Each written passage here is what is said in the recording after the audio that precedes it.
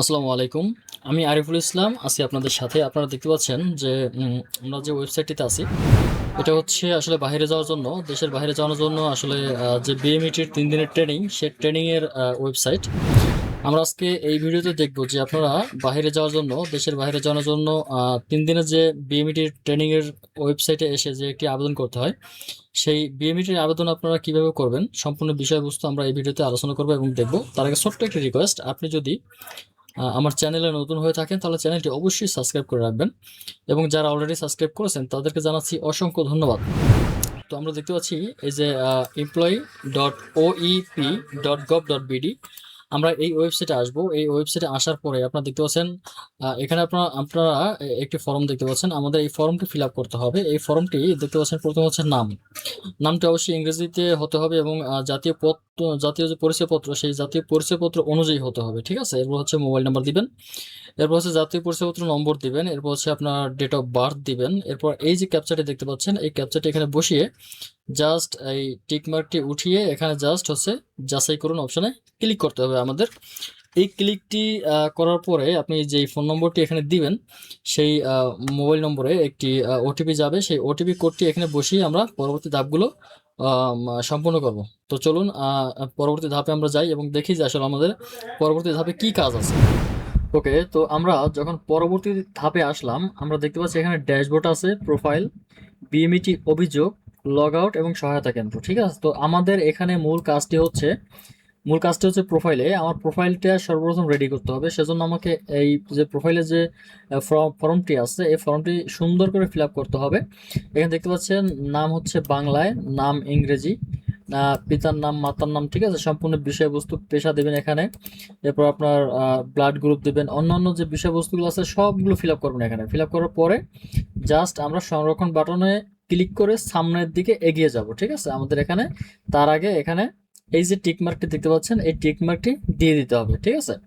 তো আমরা এখানে যে নাম, পিতার নাম, মাতার নাম, এই সব বিষয়বস্তুগুলো আমরা হচ্ছে পাসপোর্টের তথ্য যেভাবে আছে আমরা জাস্ট এইভাবে হচ্ছে এগুলো লিখে যাব। হ্যাঁ, এখানে দেখতে পাচ্ছেন বাংলা বাংলা অনুযায়ী লিখতে হবে, ইংরেজি ইংরেজি অনুযায়ী লিখতে হবে, ঠিক আছে। এখানে যেইটা যেইভাবে আছে জাস্ট ওইটা ওইভাবে আমাদের ফিল আপ করে জাস্ট সামনের দিকে এগিয়ে যেতে হবে।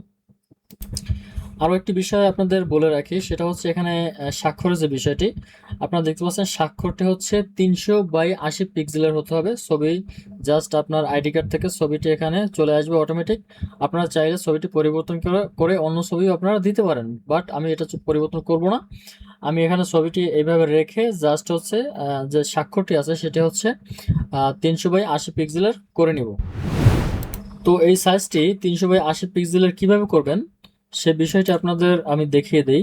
আপনারা ফটোশপে আসবেন, 300px দিবেন, ঠিক আছে। এরপর হচ্ছে এখানে 80px দিবেন। দেওয়ার পরে আপনারা চাইলে এখান থেকে লেখাটি একটু বাঁকা আছে, আপনারা সোজা করে নিতে পারেন।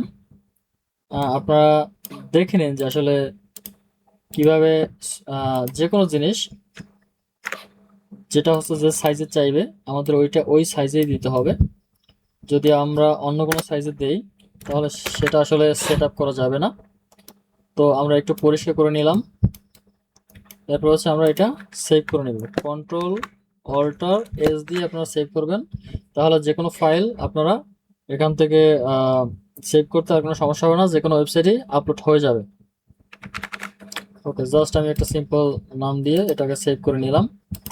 এরপর হচ্ছে আমি এখান থেকে যে ফটোটি আছে, ফটোর নিচে আমি এখান থেকে সিগনেচারটা আপলোড করে দিব। ওকে,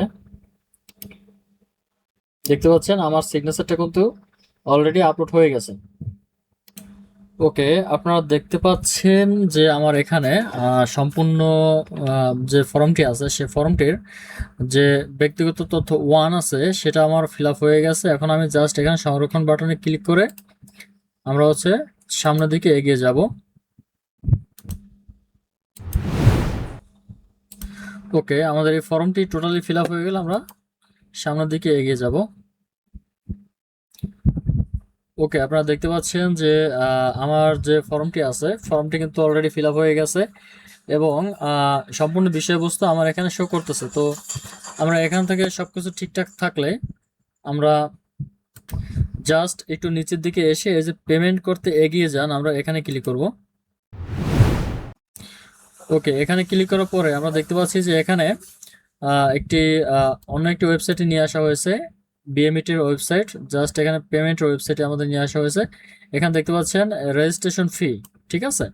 এখানে এখানে রেজিস্ট্রেশন ফি দেওয়া আছে এবং এখানে একটি নোটিশ দেওয়া আছে, এই প্রোফাইল তৈরির 48 ঘন্টার মধ্যে আপনার পেমেন্ট সম্পন্ন করতে হবে, অন্যথায় আপনার প্রোফাইল নিষ্ক্রিয় করা হবে। অর্থাৎ আপনি যে প্রোফাইলটি তৈরি করলেন, এই প্রোফাইল রেজিস্ট্রেশন ফি যদি আপনি 48 ঘন্টার মধ্যে পেমেন্ট না করেন, তাহলে অবশ্যই আপনার প্রোফাইলটি এখান থেকে তারা ভ্যানিশ করে দেবে। এখানে আপনারা এই প্রোফাইলটি আর খুঁজে পাবেন না। আপনাদের আবার পুনরায় আবেদন করার মাধ্যমে আপনাদের প্রোফাইল তৈরি করতে হবে। তো আমি এখান থেকে পেমেন্ট করে দিব। তো পেমেন্ট করার জন্য আমাকে সোনালী ব্যাংক পিএলসির যে গেটওয়ে সিস্টেম আছে আমাকে এখানে নিয়ে আসা হয়েছে। আমি এখান থেকে অনেকগুলো অপশন দেখতে পাচ্ছি, Sonali bank, card, mobile banking, internet banking. তো আমি এখান থেকে মোবাইল ব্যাংকিংটি সিলেক্ট করে দেব। আপনারা আপনাদের সুবিধার মতো যে ব্যাংক আপনাদের সিলেক্ট করলে সুবিধা হয় আপনারা সেটি সিলেক্ট করে দেবেন। তো আমি এখানে মোবাইল ব্যাংকিং সিলেক্ট করার পর আমি অনেকগুলো গেটওয়ে সিস্টেম দেখতে পাচ্ছি, আমি এখান থেকে বিকাশ সিলেক্ট করব। ওকে, কনফার্ম করে দেবো। এখানে কনফার্ম করে দেওয়ার পরে আপনার এখান থেকে আপনার যে নম্বরটি আছে, যেই নম্বর দিয়ে আপনার বিকাশ খোলা আছে, আপনি ওই নম্বরটি এখানে বসিয়ে দেবেন।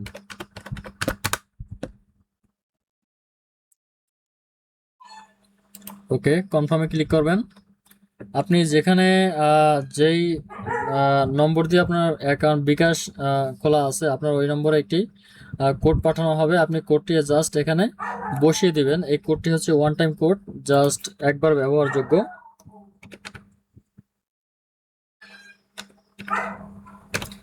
ওকে, দিয়ে দিবেন। এরপর হচ্ছে আপনি পিন নম্বর দিয়ে দিবেন।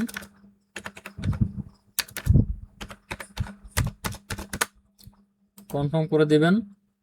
দেখতে পাচ্ছেন আমার পেমেন্টটি কিন্তু অলরেডি হয়ে গেছে। আমার পেমেন্টটি হয়ে গেছে। আমি এখন যে কাজটি করব, দেখতে পাচ্ছেন অলরেডি কিন্তু আমার পেমেন্ট সাকসেসফুল লেখা আসছে